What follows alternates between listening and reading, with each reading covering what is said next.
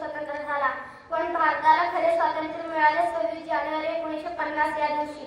बाबासाहेब आंबेडकरांच्या अध्यक्षतेखाली एक मसुदा समिती नेमली. या समितीने 2 वर्षे 11 महिने 18 दिवस अथक परिश्रम करून भारताला एक संविधान प्रदान केले. 26 जानेवारी 1950 या दिवशी संविधान अंमलात आले आणि आपला भारत देश लोकशाही व प्रजासत्ताक बनला.